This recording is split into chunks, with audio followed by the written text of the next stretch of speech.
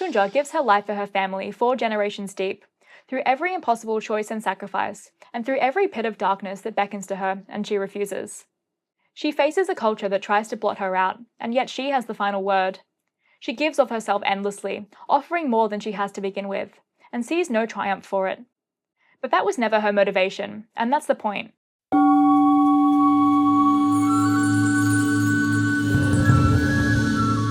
Minjin Lee published Pachinko in the summer of 2017, and it opens with a sentence that feels like a punch to the chest. History has failed us, but no matter. As the story unfolds, we see that this idea is its governing theology. History fails no matter what you do, no matter how brightly your heart shines, because the world is arranged against you. The matter is what you make of it anyway, and the women of Pachinko managed to make a lot of it. Yang Jin, the mother, Sunja, the daughter, and Kyungi, the sister-in-law, build households out of the ruins of poverty and shame. They feed people, raise children, and hold the dead in their arms, all without anyone noticing.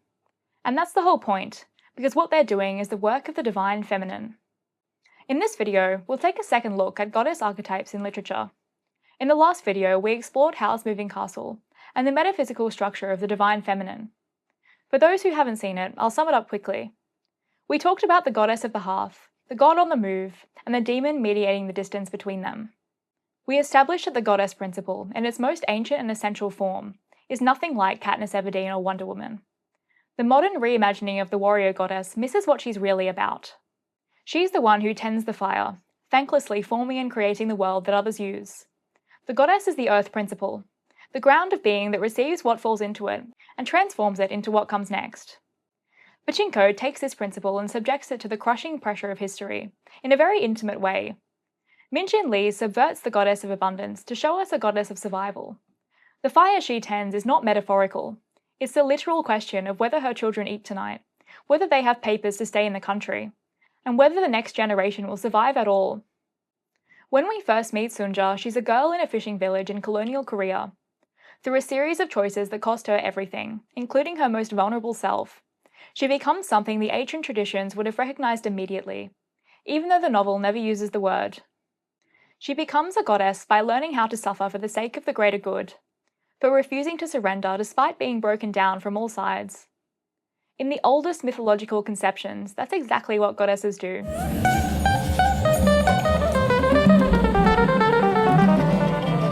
Our understanding of Sunja begins with an understanding of the most ancient goddesses.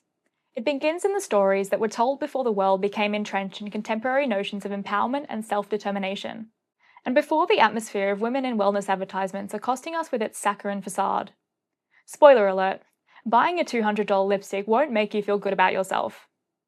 The oldest goddess figures we have are the Paleolithic Venuses, small carvings of naked women dating to around 25,000 BC that were found in shelters across Europe from France to Siberia. The most famous is the Venus of Nespugne, a carved ivory figure from southwestern France. By our own standards, we wouldn't see these women as beautiful, but they are undeniably striking. Their female body parts are overemphasized. They have large chests, wide hips, and more often than not, they're pregnant. The figures are clearly pointing towards the great value that these ancient cultures placed on fertility, which they saw as a divine act. Creation of life was the bedrock of the culture, and the capacity to bring life into existence and sustain it was viewed with wonder and awe. In this video, I'll draw on Joseph Campbell's book, Goddesses, Mysteries of the Feminine Divine, which explores the earliest goddess tradition throughout the ancient world.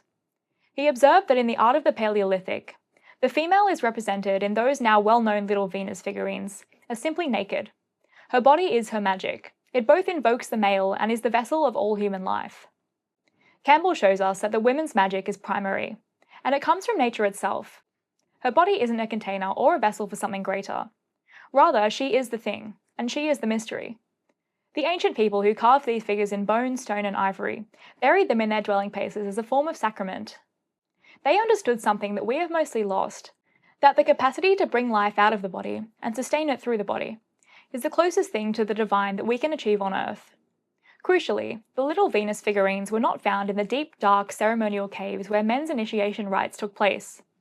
They were found in the living shelters and domestic spaces of the family, where people cooked and children played. No one was worshipping these goddesses in the way we think of worship today. They were present at the heart of family life, because they were family life. The great planting cultures of the Neolithic built Çatalhöyük in what is now Turkey, around 7000 BC, and the civilizations of Old Europe that have been archaeologically mapped in great detail. These cultures saw the goddess as the earth itself. She was above prayer and petition, instead a clear symbol of life's enduring power. She was the principle of transformation that turned seed into grain, death into compost, and winter into spring. Campbell described her as having two aspects, as she who takes the seed and transmutes it into life, and she who eats back the body and brings it forth renewed. The goddess was the cycle, containing both the creation and the consumption, the birth and the death. She gave and she took back in equal parts. Mircea Eliade called her the coincidentia oppositorum, meaning the place where opposites meet, where death is the seed of life and suffering is the pathway to renewal. She was neither good nor terrible. She was neither creative nor tyrannical. And yet, she was all of those things, just as the earth is.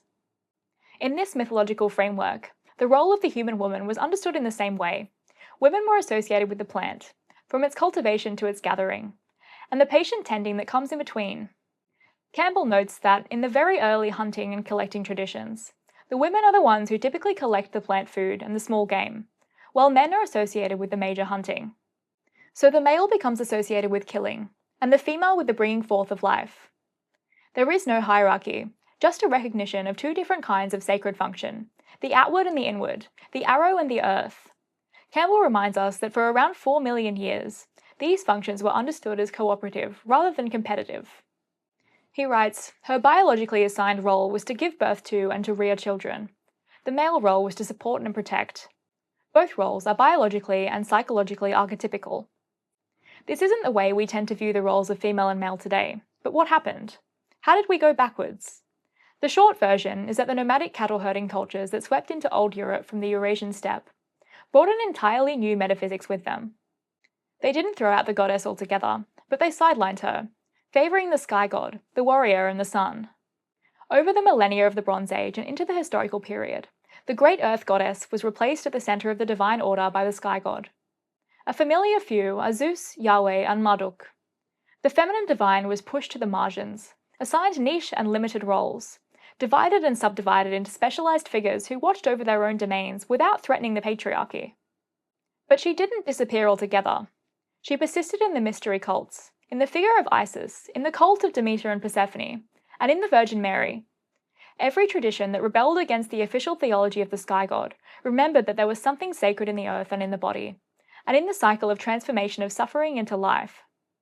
We owe the persistence of the goddess to the daily lives of women who lived in these cultures. She endured in the work of feeding, caring, mourning and supporting, and her one body was carried by many. Campbell called this the shared ordeal of continuing and supporting life. He was describing the work that doesn't make it into the epics, and that's what Pachinko is about. There's something here that's easy to sentimentalize, but it's important that we don't.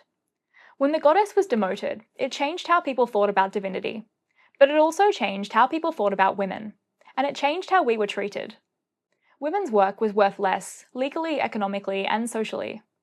It changed the meaning of suffering, what it was for, and who was allowed to tell their story. The women of Pachinko live in a world which has taken the demotion of the goddess to the extreme. They are Korean and living in Japan, which means they're already at the bottom of a hierarchy which was carefully engineered by the colonial apparatus to keep them there, no matter what. They live in a patriarchal system that assigns them more value the longer they stay silent. They're forced to take on all the burdens, but they're not allowed to give back, to produce, or flourish. In this world, the goddess principle is not honoured. It's exploited by a social machine that produces very real, very human suffering, and made to look invisible. And it would be invisible, if not for Min Jin Lee. Pachinko is a moral project as much as a literary one, because it's willing to name that machine, and name the ones who suffer.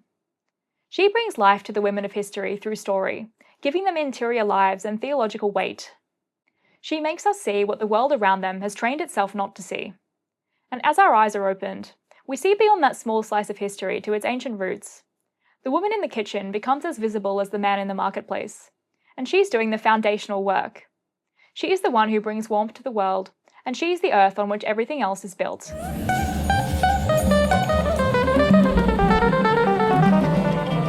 Sunja Beck is an unconventional heroine by anyone's standards. She's short, and her plain, round face makes her unremarkable.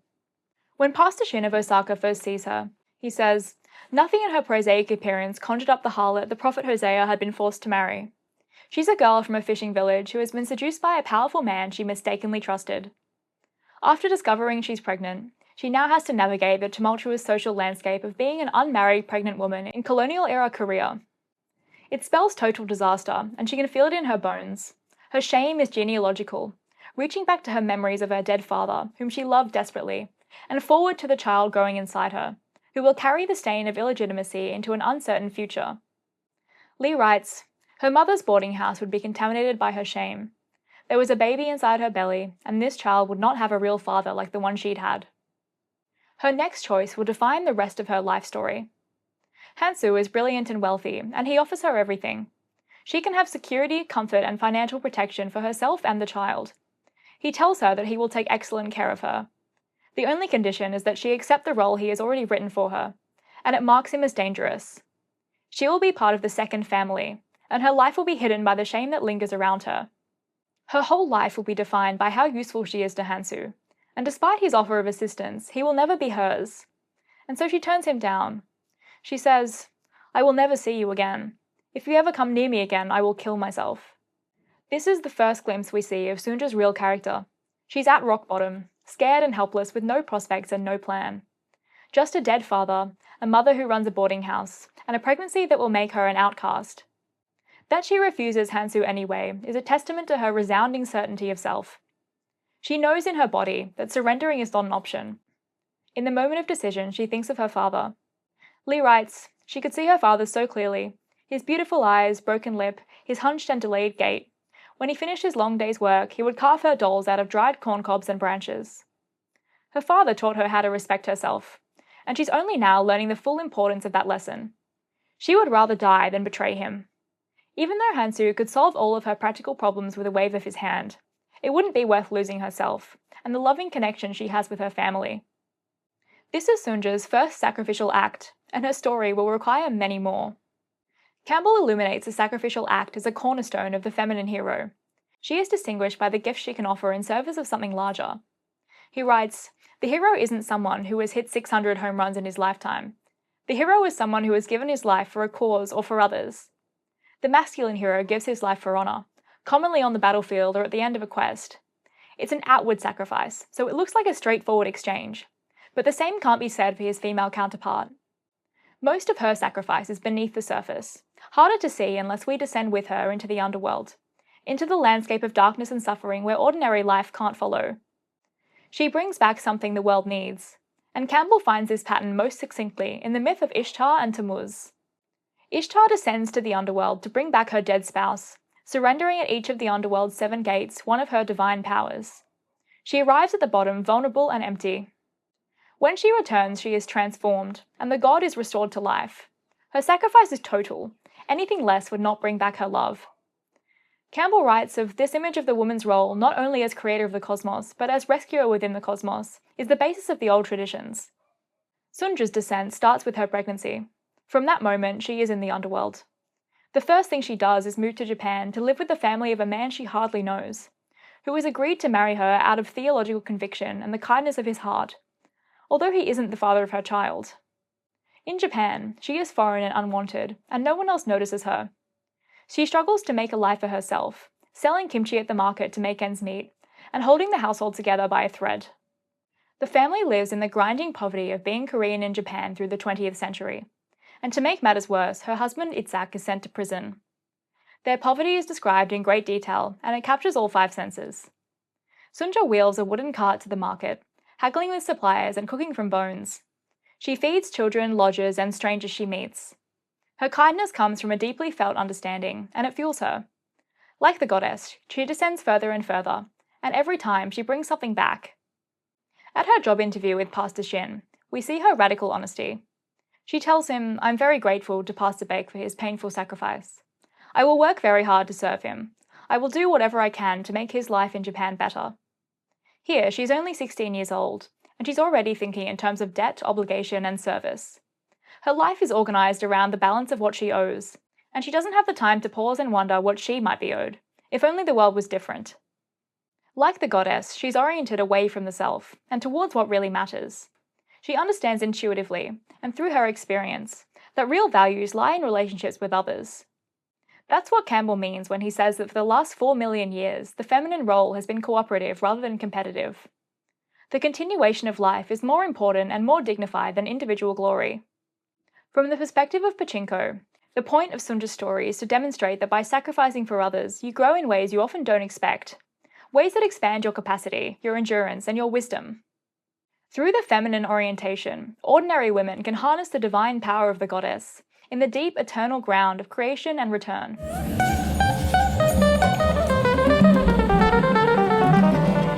The moon and the sun have been the great mythological images of the feminine and masculine principles since the Neolithic, though Campbell notes that in the earliest traditions, these symbols are sometimes reversed.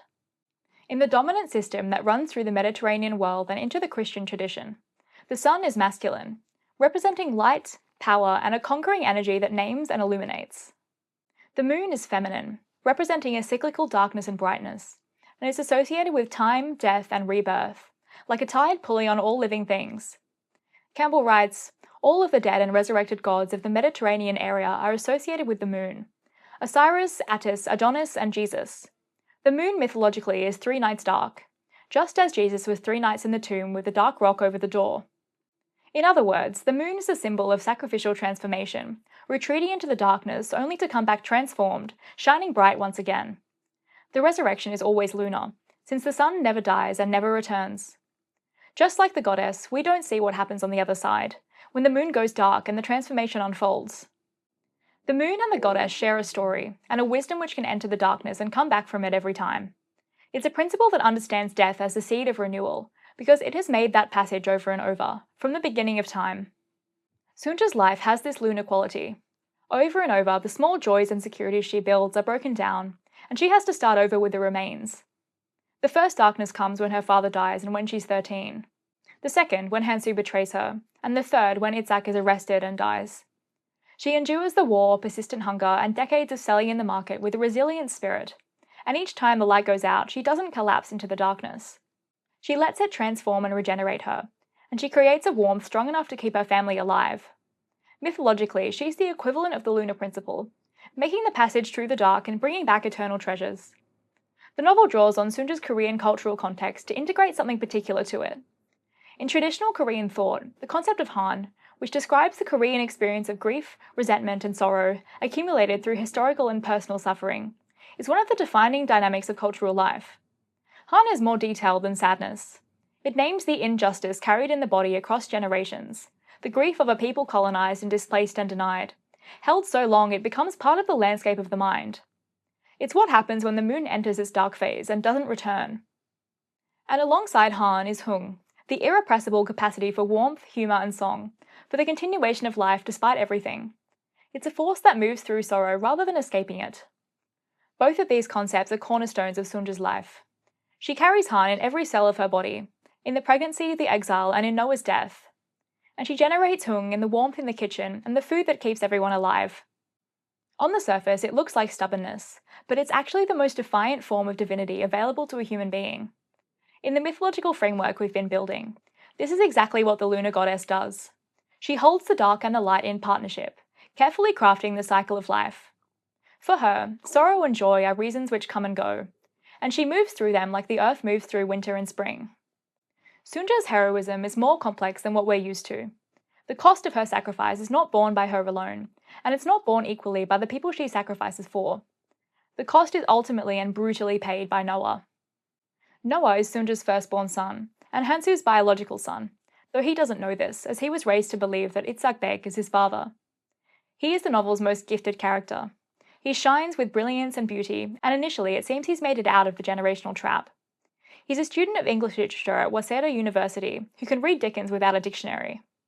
But there's another side to him. Noah is fragile, and he's spent his whole life running from the shame of being Korean in Japan. The world around him treats him as though he's contaminated, and he desperately tries to assimilate, to be accepted not just for his success, but for who he is. He almost succeeds, but it's at the cost of his Korean identity and family ties. Years after his disappearance, Sunja finds him living under a Japanese name in Nagano, managing a pachinko parlor, and she tells him the truth about his father. Noah called his father Bek Itzhak, He'd never done that before. This sentence reveals what pushed Noah to breaking point. Itzhak, the man Noah loved, whose goodness was the model for everything Noah was trying to be, was not his father. His father is Hansu, the criminal manipulator who seduced Sunja and who has been moving through their lives like a storm cloud ever since. He treats them as possessions. And even worse, everything Noah has built, the Japanese identity, his university degree, and the man who could finally be accepted, was built on a lie. And it was his mother's lie, designed to protect him. A few minutes after Sunja leaves his office, Noah shoots himself. This is a wound that never heals, and is the hinge point of Pachinko. Despite Sunja's goodness, her sacrifice, and her purity of intention, her son dies and she feels responsible.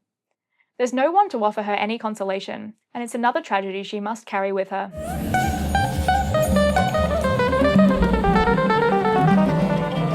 We need to be careful of the temptation to read Pachinko as a straightforward account of feminine heroism, and of seeing Sunja's sacrifice as plainly noble.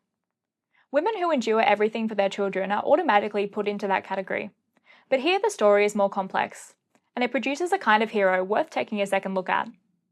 At the beginning of the novel, her refusal of Hansu, her acceptance of Itzhak, and her resolution to carry her shame rather than escape it, constitute her sacrifice.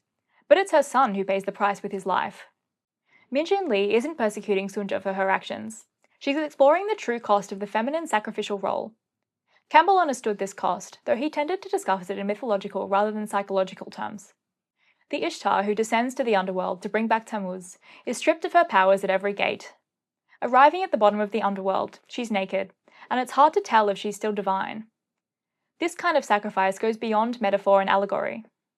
The consequences of sacrifice in the real world are sometimes widespread, and reach further than the woman giving up her life. Sometimes the mythological template isn't enough to capture the complexity and interconnectedness of real-world relationships and cultures. Because of Sunja's choices, Noah grows up carrying the shame of being born to an unmarried woman, and the shame of being Korean in a country that despises them. His whole life has been a performance. Sunja didn't cause her son's shame, and she couldn't help him relieve it. It was embedded in the world's arrangement, by the patriarchal and colonial systems that had figured out how to use it as a weapon of control. Anyone who didn't fit the dominant culture's narrative had to constantly apologize for their own existence. Sunja chose not to tell Noah the truth because she believed it would hurt him, and she wasn't wrong. But Noah grew up, and his mother could no longer protect him from the truth, or its crushing consequences. Lee writes, "A part of her had always feared Noah finding out, but even against such a possibility, she had trusted that Noah would understand, because he was so smart and had always been such an easy child." I think this is the most heartbreaking sentence in the novel, because it shows us the raw maternal logic of Sunja's choice. She trusted that his intelligence would protect him, now that she couldn't.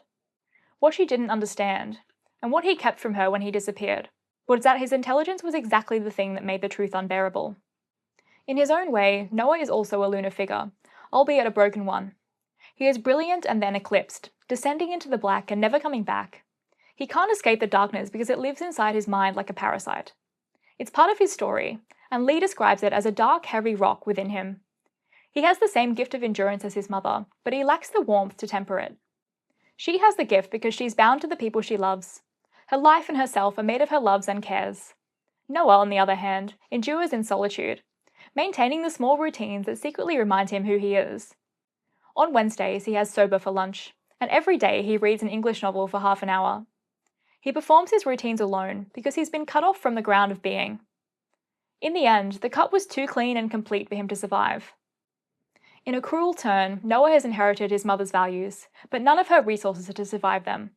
From Sunja, he received the fierce insistence on staying true to yourself, the same quality that freed her to refuse Hansu's offer when she had nothing, and begin a new life in shame rather than seek comfort in hiddenness. Noah won't believe a comfortable lie, and that's a gift he inherited from Sunja. Understanding that his entire Japanese identity has been constructed on a foundational deception, he can't live inside it anymore. He can't do what his mother did, absorb the impossible situation and keep moving. She is rooted in a community of others and grounded in her daily physical work, with each tether allowing the goddess to survive. Noah is ungrounded and uprooted. He has her soul but not her earth, and without the earth, the soul has nowhere to land. This is the melancholy theology of Pachinko, and its unveiling is restrained. The lunar, cyclical, earthbound goddess principle is a way of life, not an attribute. It's a mode of being in the world that is developed through practice and relationship. Sunja has spent her life cultivating it in her actions and virtues. She has survived more crises than anyone deserves, and each time she returns stronger and with more to offer those around her. In the mythological sense, these cycles are liturgical. They are the embodied rituals which provide a home for the divine feminine principle in the real world, and they create the kind of people who can transform suffering instead of being shattered by it. Noah was protected from this work. Educated, elevated, and sent away to Waseda to break free of the generational cycle of suffering. Although well-intentioned, the protection was also a severing, cutting him off from the well of strength that would have helped him survive the revelation. Campbell describes the relation between the great goddesses and the gods they sustain as fundamentally one of giving life, in which the feminine principle descends to retrieve what the masculine principle loses in its outward solar movement. Ishtar retrieves Tammuz, and Isis reassembles Osiris. The goddess goes into the underworld to find the god, for his sake and the world's. Pachinko subverts the story, and it begs the question of what happens when the goddess gives everything but the god does not return. Sunja carries this question for the rest of her life, and she never finds an answer. But it's in her resolution to keep going that we find her divinity and her humanity.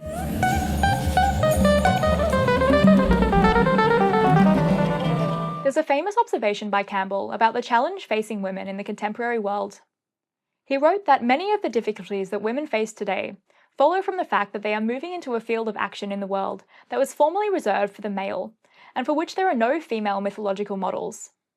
He argues that women are trying to navigate a world designed for the masculine hero's journey, without the cultural templates that would allow them to understand their own nature, and without mythological models for what a woman's own journey looks like.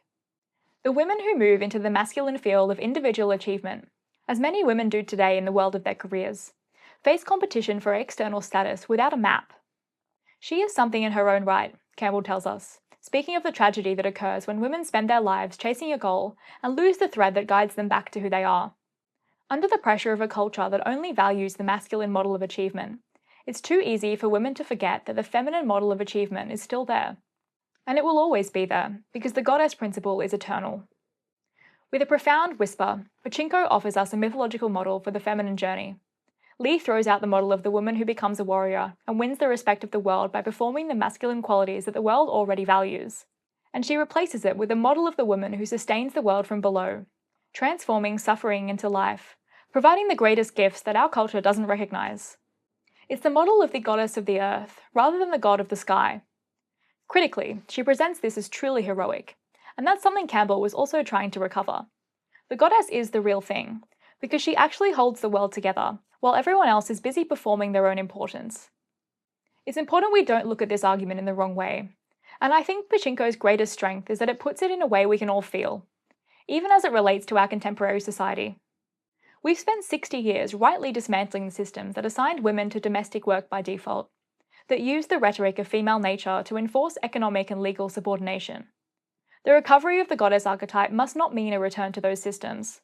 But there's a difference between the world that forced women into the domestic role and degraded them for performing it, and the recognition that the domestic role is sacred work. The sustaining, cyclical work of keeping people fed and loved is, in a human sense, truly what makes the world go round, and it deserves the mythological attention that we give to battles, quests, and individual achievement. Sunja doesn't perform this work because she was forced to. She does it because it's who she is, and in her story we can see its strength and nobility. The novel makes us see that what she is not less than what Hansu is, or Itzhak or Noah. It's more fundamental, and it allows them to participate in the world she creates. Above all, this model requires a willingness to be the ground that receives what falls into it, even when that causes suffering.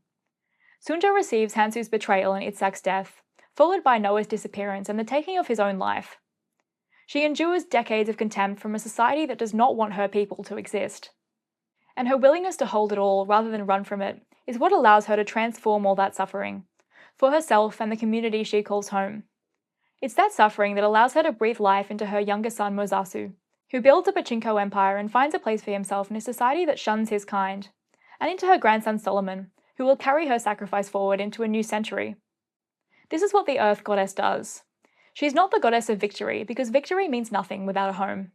She's the goddess of continuation and the true redeemer, because without her the world would not go on. Despite all the suffering, there is still someone who makes you breakfast and shares the weight of your grief. Itzhak sees something of this when he first encounters Sunja, but he's confused by it. He knows that he's doing something unusual in offering to marry her, something his faith requires him to call mercy, though it's also clearly something else. He tells Sunja's mother, "My life is nothing. It wouldn't have any meaning without putting it to good use." He's recognizing the sacred in the ordinary. This plain-faced girl, pregnant by another man, is worth more than the world who exiled her understands. Itzhak doesn't know yet that Sunja isn't receiving a gift from him. She's giving one. Throughout the novel, we learn that she will hold together the household that his faith and gentleness helped to build. She will be the reason his dream lives on after his death. The masculine principle can't do this, because it moves outward, acting in the world before being captured by it. Sometimes literally and sometimes psychologically. Someone has to carry what remains, and that's what Sunja does every time. Near the end of the novel, Sunja visits the graveyard where Itzhak and Noah are buried, and a groundskeeper tells her that Noah used to visit on the last Thursday of every month. He came regularly for 15 years, secretly, from his hiding place in Nagano. Sunja can barely believe it. From 1963 to 1978, she asks as she points to Noah's photograph, hoping her Japanese is correct. The groundskeeper nods. Noah came every month to visit his father's grave. In all the years he was living as someone else and carrying the story of his Korean identity like a stone in his chest. He never abandoned Itzhak, and nor did he abandon the inheritance of goodness that he received from the man he believed was his father. Like his mother, he suffered in silence and secrecy, never acknowledging it because there was no one he could talk to. Amidst the shame and secrecy that threatened to swallow up their lives, Sunja's greatest gift to her son was the capacity for faithfulness. She gave him her own nature, so he could keep coming back to what he loved, even when loving it cost him everything. Even in his disappearance, Noah was loyal to what he was, despite the fact his loyalty had nowhere to go but an old man's grave in Osaka once a month. We can see in Noah how the goddess principle moves between generations. It has passed from Sunja's sacrificial tenderness into her son's routines, and the fierce loyalty to his heart's true loves in the face of a world that demands he abandon them. Campbell writes about the goddess in her most fundamental aspect as the principle of return. Like the moon returning from the dark each night, she's dependable because she always comes back. In this mythological framework, Sunja's sacrifice doesn't fail, because we can see it blooming in those she sacrificed for. The sacrifice continues its invisible work in the heart, after the one who made it can no longer see. The earth, the ground, and the moon all work this way, and that's what defines the feminine principle. It doesn't need a witness to do its work, and it doesn't need a witness for its work to be felt. It lives in the transformation, in the relationship between the before and after, in the being and becoming. Sunja spends her life doing the work that nobody watches, but Pachinko watches it for us in an important moral project. When we read it, we aren't blind anymore. We can see the work that the world is built on, from the myths that made our culture to the women that supported our own lives. It's the work the world has almost forgotten how to see, but that the goddess will never forget how to do.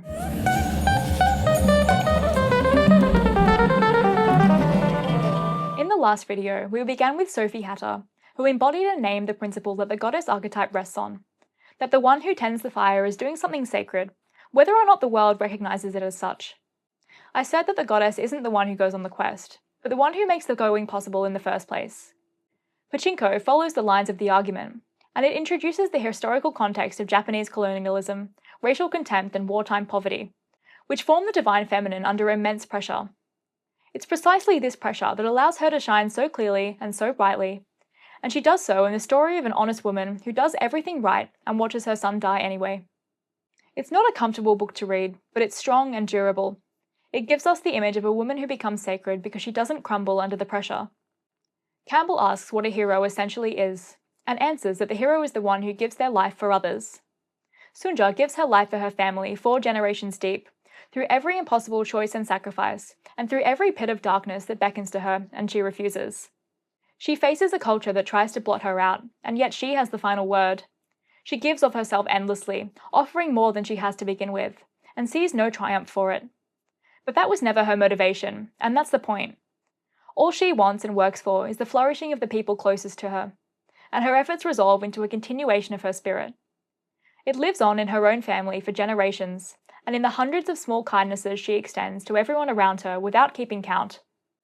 In the oldest story, the earth swallows the seed and gives back the harvest. The moon goes dark and comes back with light. Ishtar descends to the underworld and brings life back from the bottom of it. Sunja carries her shame and her grief for decades, and she transforms them into love. From every darkness, she brings back light. That's the role of the goddess. History has failed us.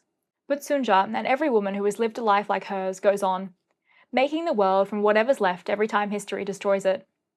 That's not a small thing. Quite the opposite. It's the foundational act of all existence. No matter.